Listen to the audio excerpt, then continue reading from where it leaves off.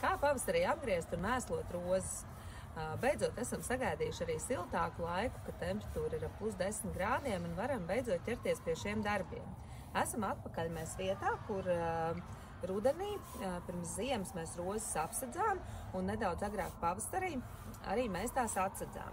Un jau iepriekšējā reizē jūs redzējāt, ka rozes šogad ir diezgan cietušas no sāla, ir ļoti daudz mums melnie dzinumi, bet, kā jau arī minēts iepriekš, par to raizēties īpaši nevajadzētu, jo šeit apakšā mēs redzam, ka tāpatās mums ir zāri zaļi un nāk jau jaunie dzinumi ārā. Tātad roze faktiski ir dzīva, un mēs griezīsim nost tikai šos te melnos dzinumus. Griežam mēs nost viņus tātad līdz zaļajai vietai. Varbūt kādus pāris centimetriņus, ja ir tāda iespēja zem melnā griežam.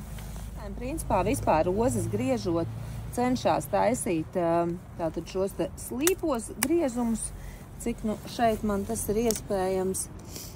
Te man praktiski ir jau līdz zemē gandrīz jāizgriež.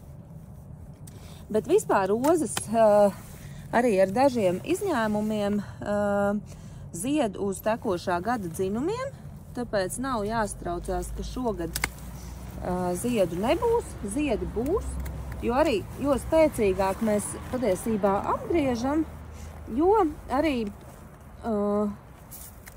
spēcīgāk roze ataugs, mazāk slimos un arī krāšņi ziedēs.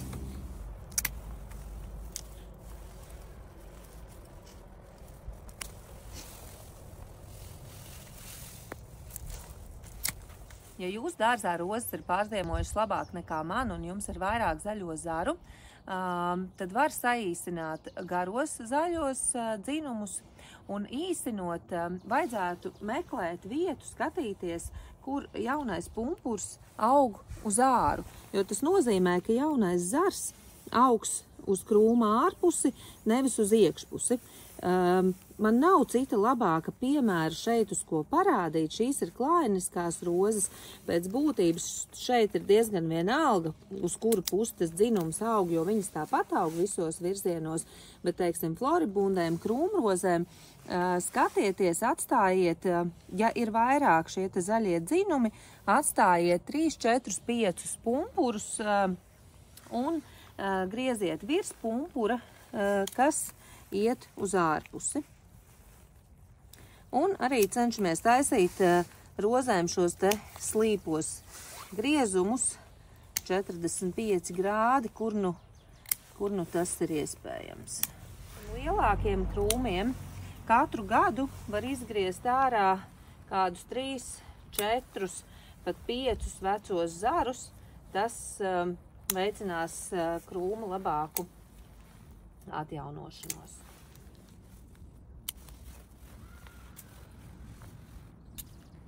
Kad rozes esam apgriezuši, varam ķerties klāt mēslošanai.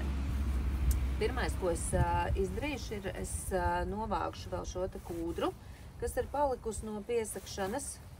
Vismaz lielāko daļu. Daļu var arī atstāt, ierušināt varbūt augsnē, bet lielumu novāksim. Tāpat arī, ja jums vēl ir palikušas kādas pērnā gada lapas, arī vecās lapas, rožu lapas, tad arī tās noteikti no dobas novācam.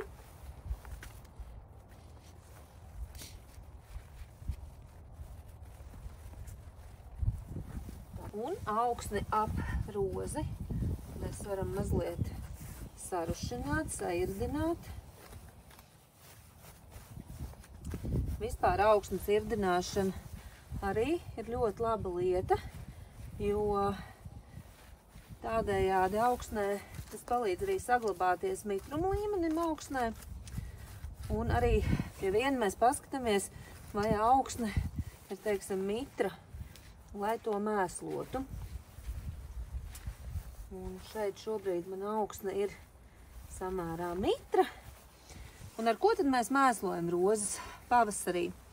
Nu, mēs pirmajās mēslošanas reizēs, tiklīdz kā ir sākuši teiksim, plaukt jaunie pumpuri, mēs mēslojam ar amonija nitrātu. Tas ir slāpekļa mēslojums, kas arī palīdzēs rozēm ātri saaudzēt un sadzīt visu šo te zaļo masu.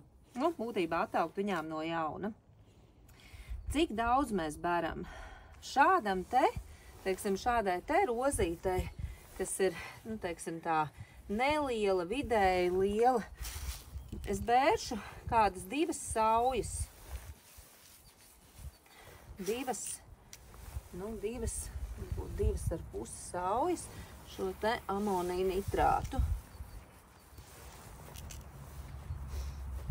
Sauja, tas ir aptuveni 40 grami.